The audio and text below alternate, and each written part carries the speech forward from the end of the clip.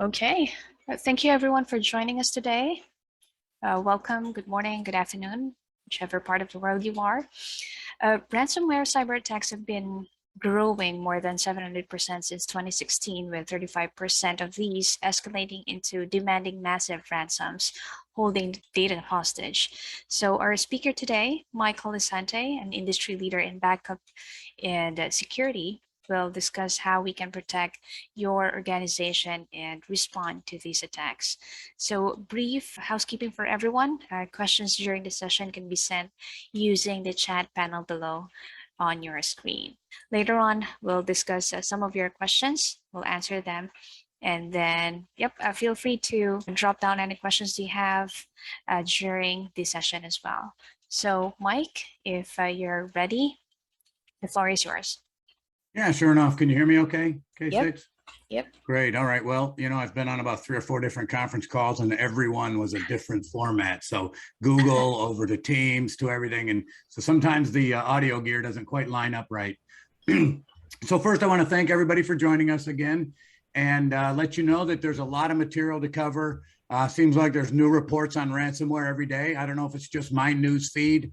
The way Google likes to haunt you with whatever you're interested in, but it seems like every day I'm getting more and more ransomware information and it's kind of rolling in here. So I encourage you to kind of download this presentation. We're going to go through a lot of material, but there's a lot of footnotes, and we're also going to include in the messaging, what's it called, the chat box. We're going to include in the chat box some reference material for you to take a look at that will probably help your organization evaluate some of your preparedness. So without that, we're going to kick on here and go into I think we're going to go to the next page. If I press the right button.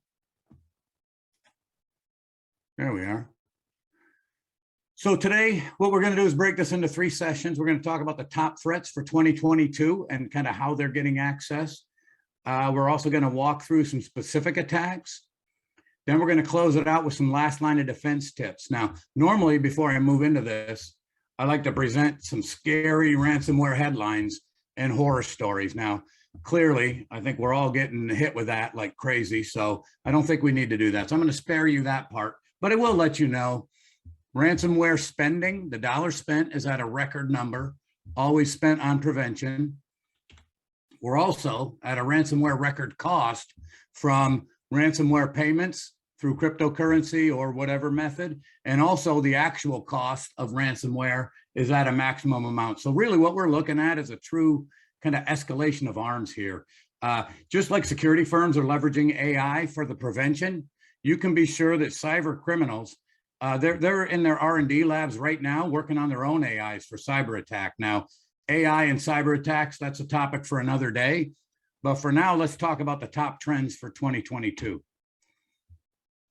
You've probably all heard about this. Now it's big business. You have these initial access brokers. So solely what they're trying to do is get access to your company.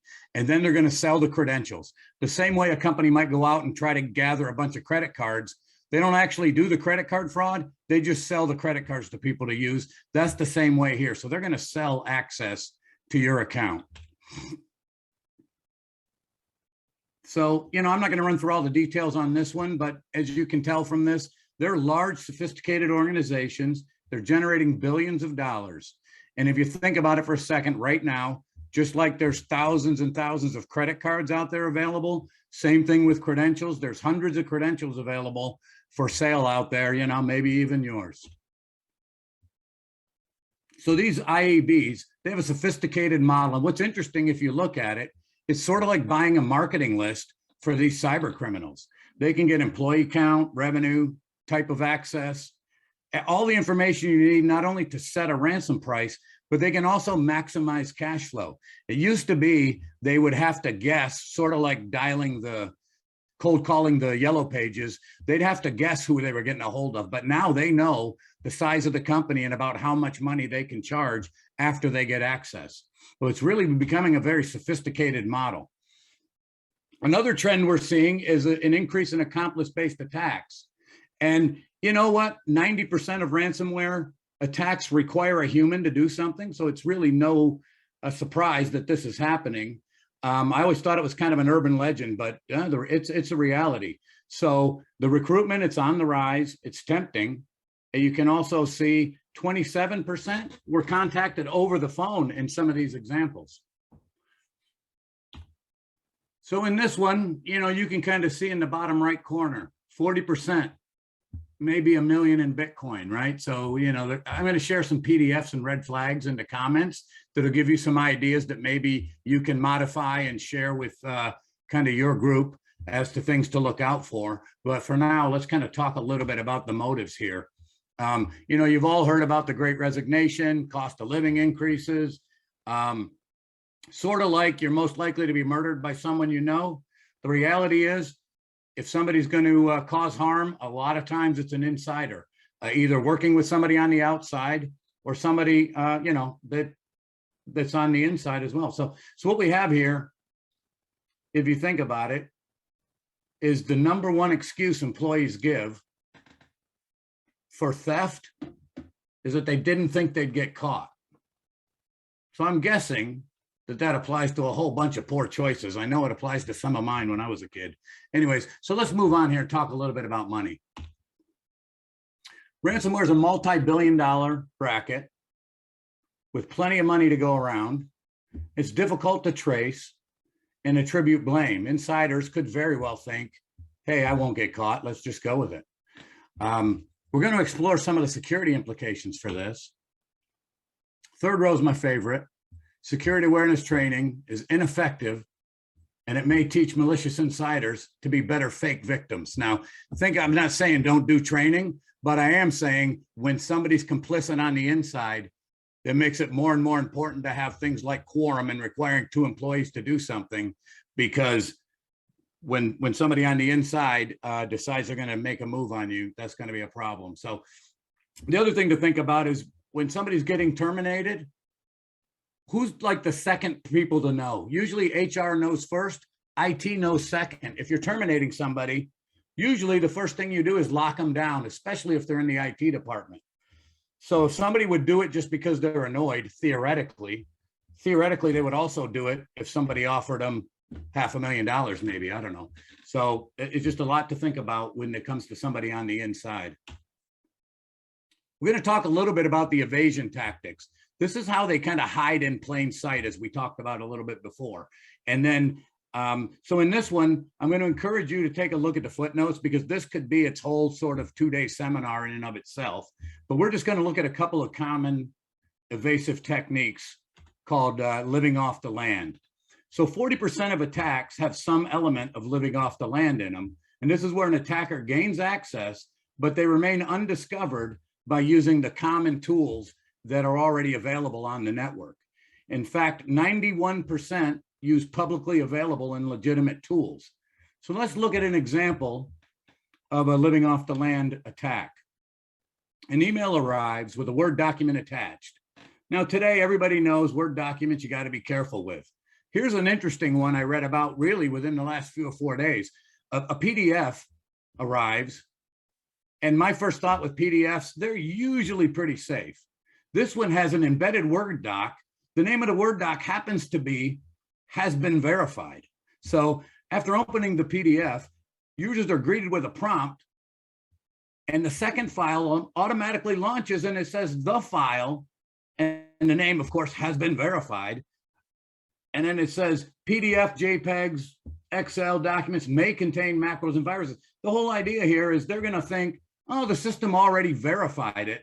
Again, we're talking about end users. We're not talking about the same mentality that you would have when an email arrives. We're talking about thousands of people who don't really pay that much attention to anything beyond, getting their job done. So again, this is hard to detect, very hard to detect. So one of the other things we want to talk about, this one I just saw recently too, is a DLL hiding as a JPEG. And I'm gonna be frank with you, I don't understand exactly how this stuff works, but I read this.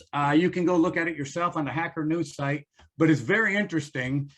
Basically, in this scenario, an HTA downloads malicious DLL and it registers it as a JPEG to hide the real extension.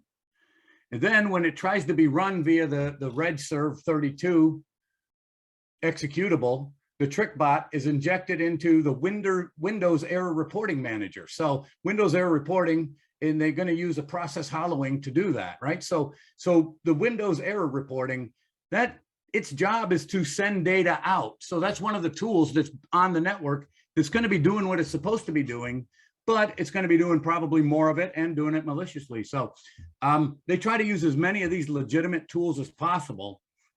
And so really, let's talk a little bit about the implications of this living off the land.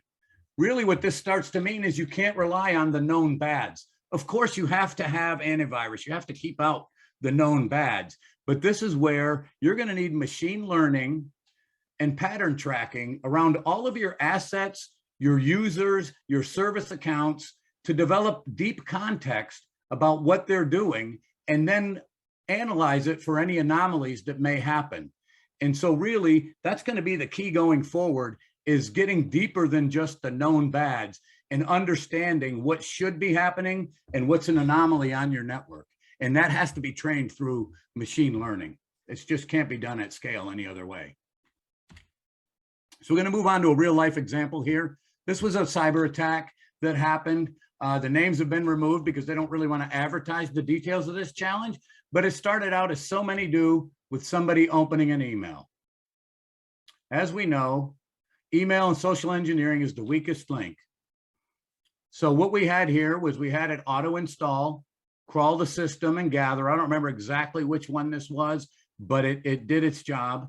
Then it's going to incubate. This is where the criminals balance staying on your network without getting caught with discovering enough information to cause a lot of problems. In this case, it discovered 400 Windows servers.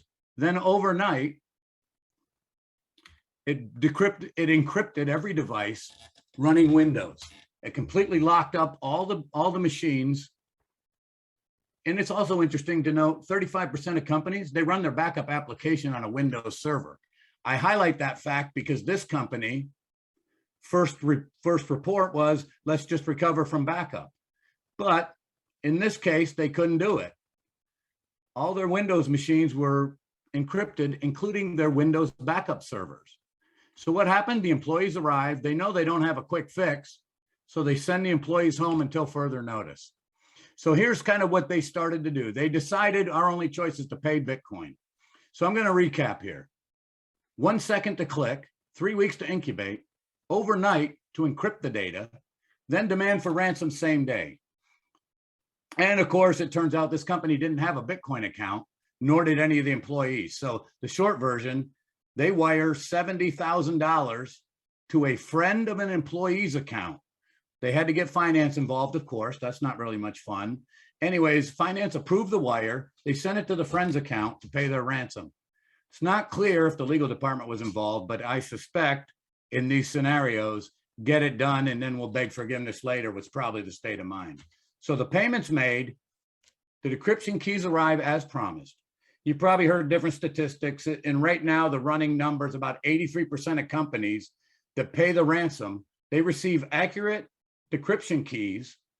Still about 50% report having some amount of data loss afterwards. So it's a pretty good chance you're going to receive the proper keys.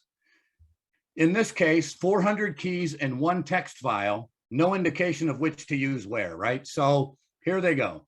Try a server one by one. Imagine this, right? You put a key in a server, no match. Try another one, no match. Next key. Yeah, that worked. Okay, cross it off the list. Rinse and repeat about 400 times. Now, having decrypted a few servers, they figured the problem's over, we'll just grind it out. Not so fast. Some of the servers start to crash. So now it's time to stop and investigate why, and they discover the decryption process isn't very elegant. In fact, it simply creates a copy, a decrypted copy of the disk or of the data on the exact same drive. And that's important because really, if the drive's 60% full, the new copy is going to crash these drives. And that's what was happening. So what do? We stop everything. We shuffle the data. Excuse me. Fortunately, they're all virtual machines, so it's pretty easy for them to shuffle their data around. Finally, they do get everything decrypted. They double check everything for problems, and the employees return to work after about a 3-day outage. And keep in mind, considering their situation and the obstacles, 3 days is pretty good. Hard to imagine you can get all this done in 3 days. The average outage in 2021 was actually 22 days. I believe it's down to 21 estimated for this year, but I'm not sure that there's only about half the data in. So even after about 3 days, the business impact was huge and far beyond the loss of productivity, and certainly a lot more than paying $70,000. So just to bring it in here, they paid the ransom, but since they're a just-in-time supply company, they violated certain SLAs. They had contractual obligations. They took a hit to reputation with their customers, employees, partners. Of course, it exposed the IT team that they weren't exactly prepared or hadn't fully protected the company. So we're going to summarize what happened here. They paid $70,000. IT worked like crazy for 72 straight hours to bring all systems back online, an amazing feat, frankly. The final cost was about $12 million estimated of their 3-day outage. And for their situation, this was essentially a best case scenario. The bottom line is the ransom is always a small part of these costs. I used to always add in here, the reason it's so cumbersome is that the criminals, they don't have to give you a positive customer experience. They're not looking for a good Yelp review, right? So that's what I always figured. Then I came across this little tidbit. So it turns out customer service has become a key part of this lucrative scam. Of course, they're always looking for repeat victims. 80% suffer a repeat attack.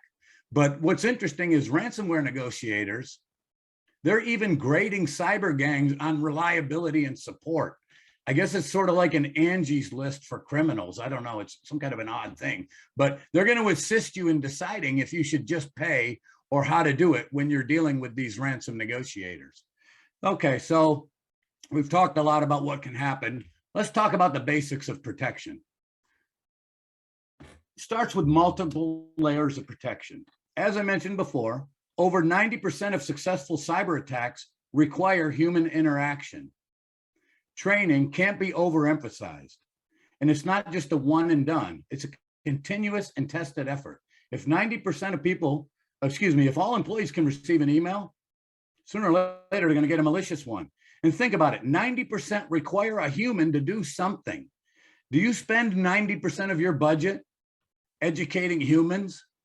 Probably not. And I'm not saying you should, but you probably should spend more than zero. So again, I suggest a third-party training company. They're going to know all the new techniques. They're also going to be running tests on your employees constantly to make sure and see whether they click on links they shouldn't.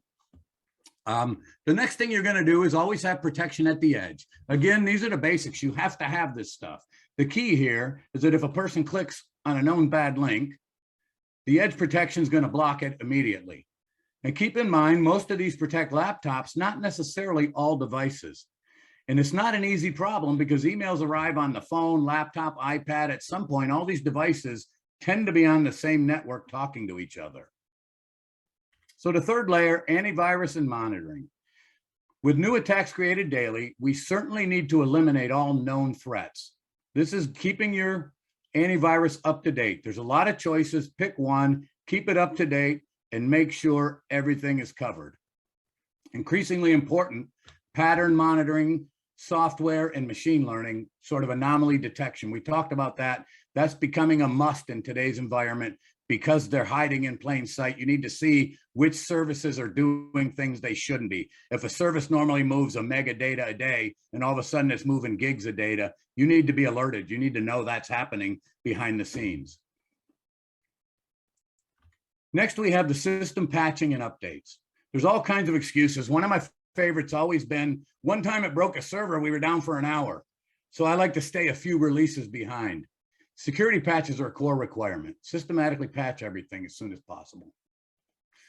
So I'd say, if you're concerned about update compatibility, frankly, you should be able to instantly mount and spin up a backup image of any server and apply the update and test it all within a backup sandbox or your backup environment and do that upgrade there and test it to see if it's working.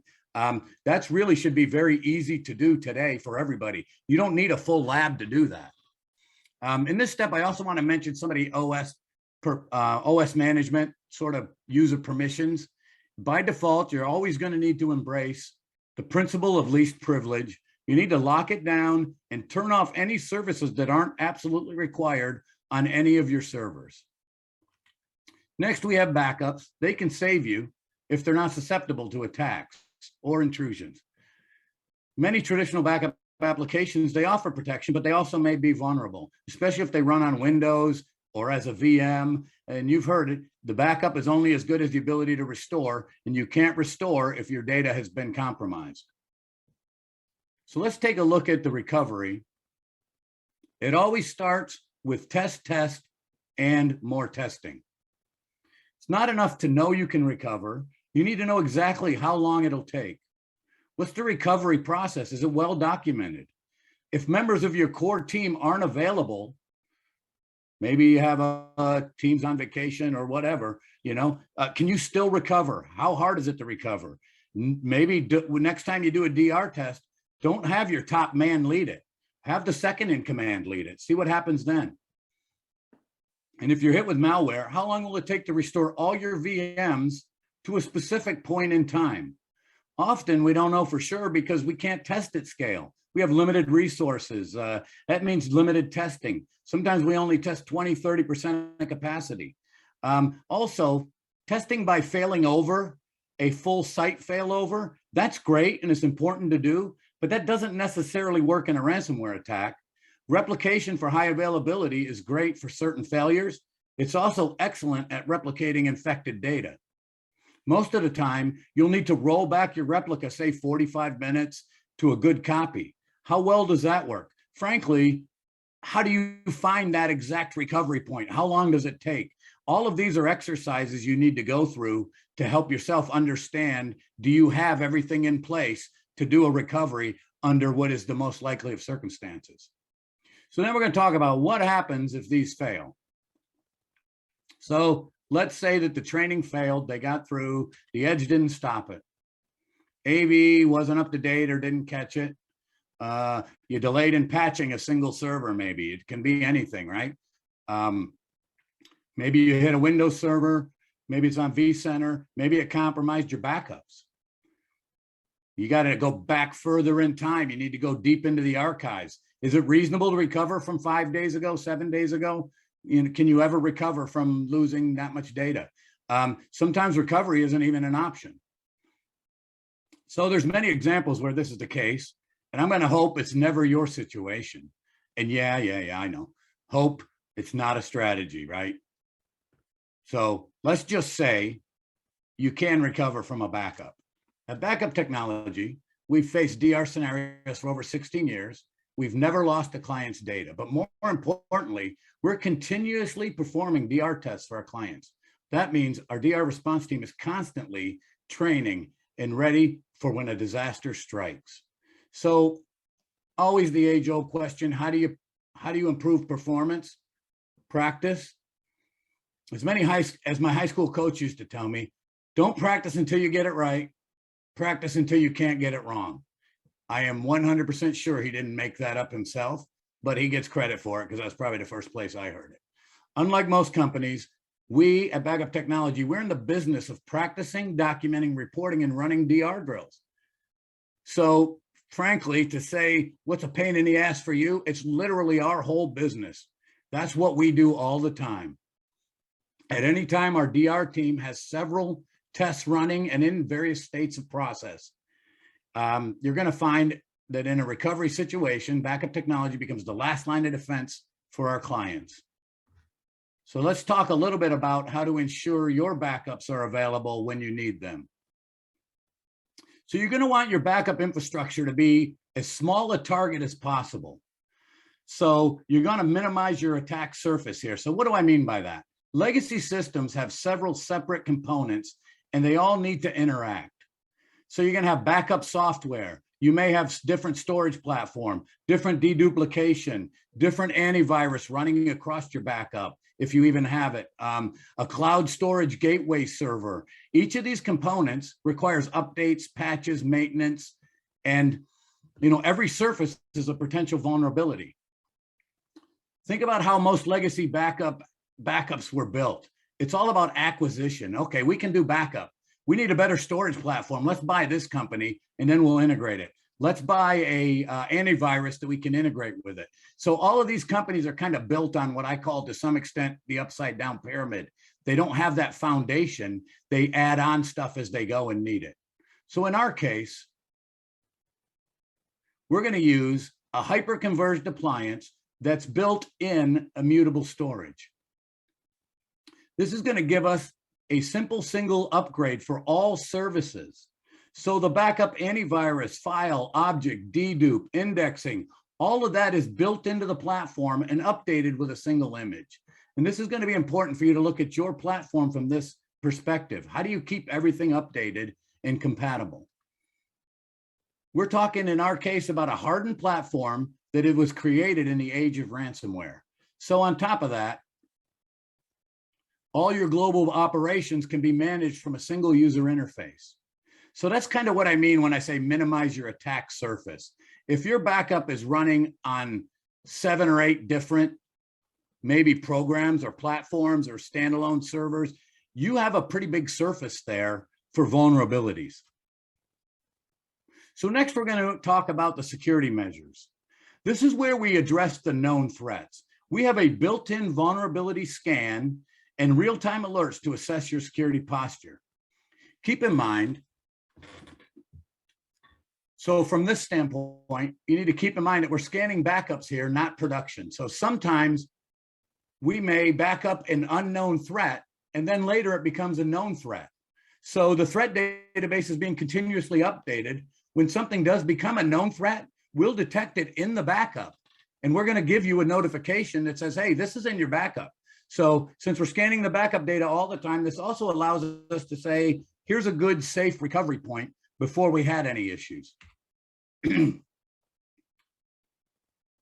So next, I want to ensure that the backups aren't compromised. So this comes with some basics, right? With our system, we have a native immutable file system, and we have multi-factor authentication. We have worm. We're going to require quorums for certain administrative activities like deleting data. That way, one user can't delete the data. You have 2 switches you need to do. We also have a feature called data lock. Data lock's interesting in that when it's enabled, the data cannot be deleted. No one can ever override its schedule. So if you select 30 years and you meant to put 30 days, that's tough. Your data is locked for 30 years. So that's really the way the platform was built from the file system up, first and foremost, to be resistant to any kind of malware. I'm gonna have a drink of water here for a second. Next, we're going to talk a little bit about anomaly detection. I mentioned the AV, that's for the known vulnerabilities. And I've touched on anomaly detection along the way. This is where you're looking at changes from significant patterns, and it has to be customized to the platform you're on or to your specific circumstances. So maybe we find a higher change rate in a specific VM or in a file system, or we can't index some files today that we could yesterday from the last known backup. Our anomaly detection is constantly evolving, and it's a machine learning model. It customizes itself to your situation. So while I'm thinking of it, I want to mention, it's also important to manage recovery points. We'll talk a little bit about this later, but in today's world, nightly backups, they're not good enough. You can't go back 24 hours in time. So much is changing all the time. You need multiple recovery points, and you need to be able to recover instantly. Our anomaly detection engine, for instance, if we're running like a CDP, continuous data protection on VMs, we're going to notice something very quickly if a VM changes more than it should. And we're also going to have a great recovery point because we know exactly when that started. We're going to be able to alert you, and we're going to reduce the time to discover an appropriate recovery point. So before we look at recovery points, which we're going to do how the recovery process works and how you respond to an attack, before we do that, we're going to talk a little bit about how the backups work and how we're going to create a recovery point. It's not entirely unique, but we've implemented it in a pretty neat fashion here, securely and efficiently.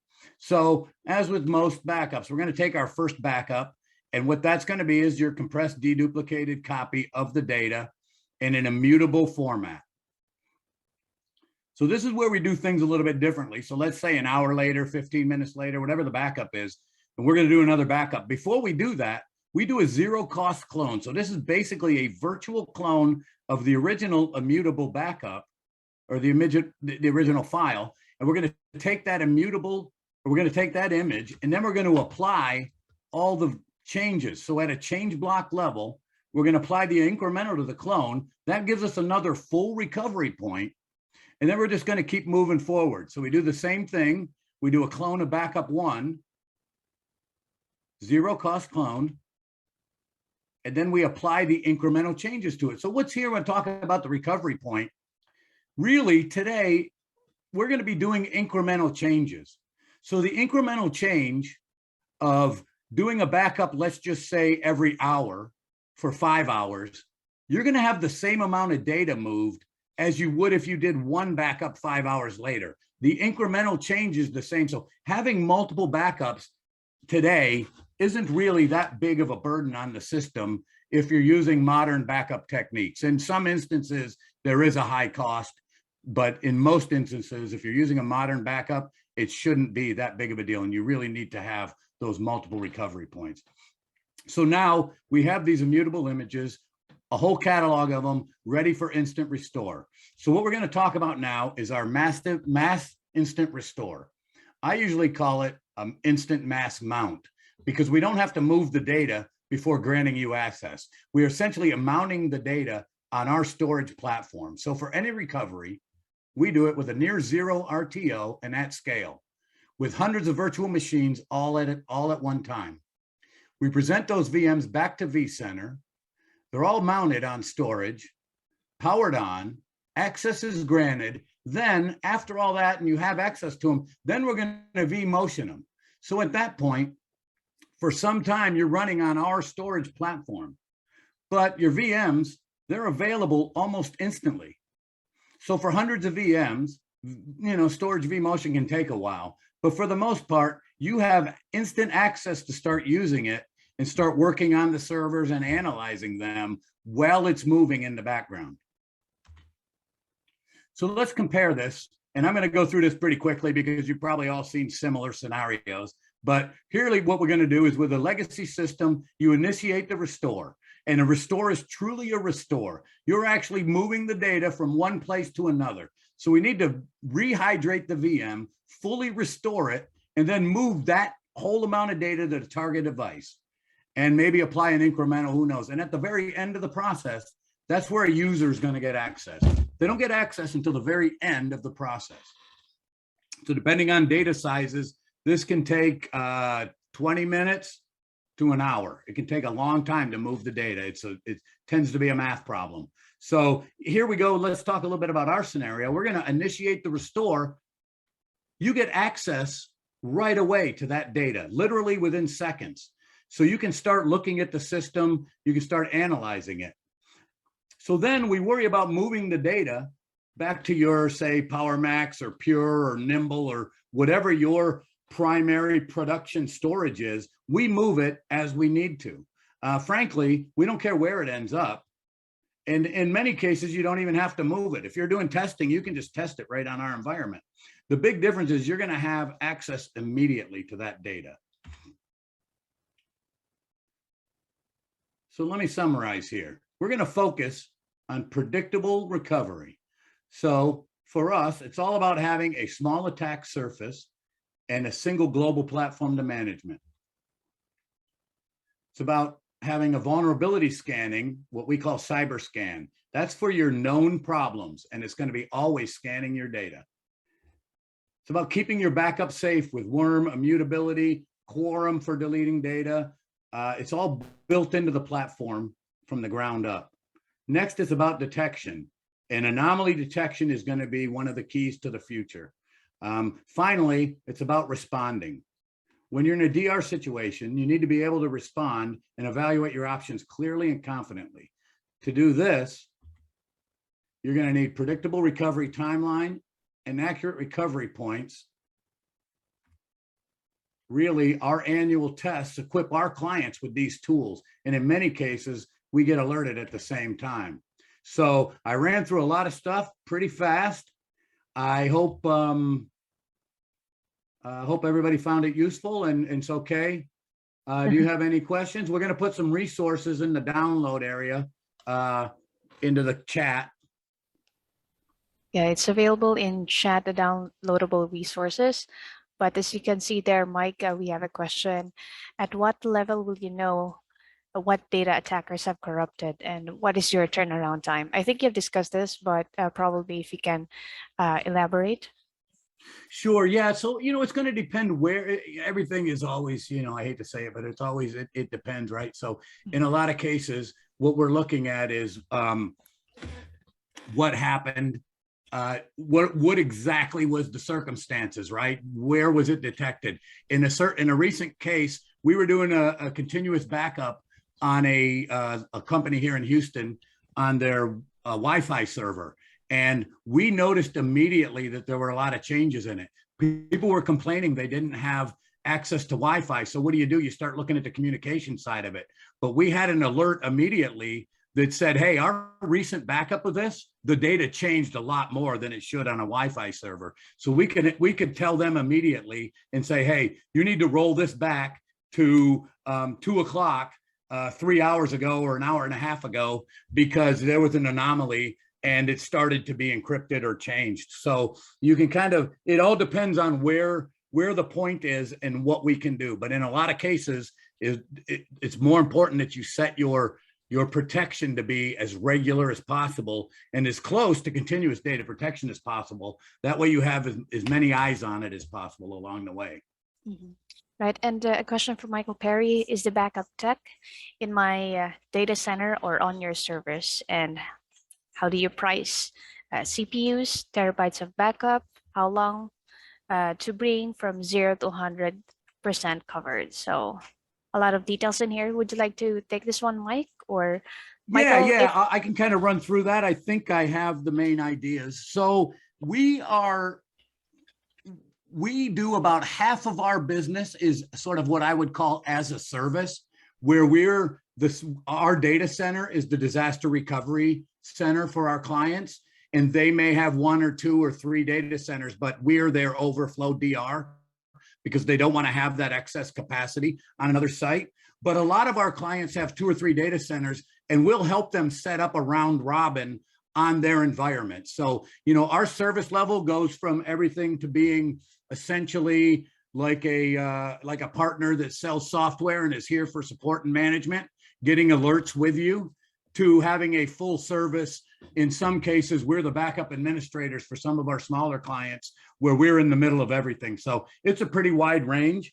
The pricing tends to be based on per terabyte, and it's essentially deduped, compressed terabytes of data. It's only usually the original copy of the data. So if you're copying it off to a cloud storage or something, that's not what it is, but it's mostly on the original compressed data. And let's see, there was also another question about the timeline. That is clearly dependent on the amount of data and the complexity of the environment.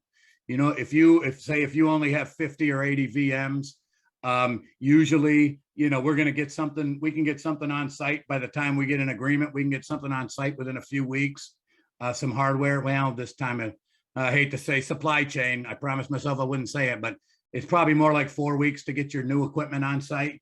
And then we can start implementing usually as fast as our end clients do. We tend to have more resources available for these things than the end customer. The whole idea of them implementing this is so they can free up time and not have to babysit this stuff. So we can usually move pretty quickly. We like to do on our standard accounts, we like to do within 120 to 180 days, do our first full disaster recovery test on an implementation. So in those scenarios, our goal is to back everything up, make sure we've eliminated any anomalies or any challenges out there, especially in the first month, because that's where you're going to get spurious errors. And we want to make sure when there's an error, it's a real error. So that's about intense implementation. And then after the dust settles, as I call it, we usually try to do a full DR test, depending on the amount of data we're talking about. Usually within 120 days is usually when we're going to try to do that. And that's going to be a full test, documented recovery. And that's usually involves a lot of work the first time from your team to be able to help us walk through. We have 80% of the plans are all the same. It's that 20% that's unique to your company that we work on helping you focus. Right. Michael mentioned here he's interested in getting rid of his DR and use backup tech. I think Michael will have Mike Colasanti follow up with you right after this call. If you're available, we'll keep in touch and talk about more of this.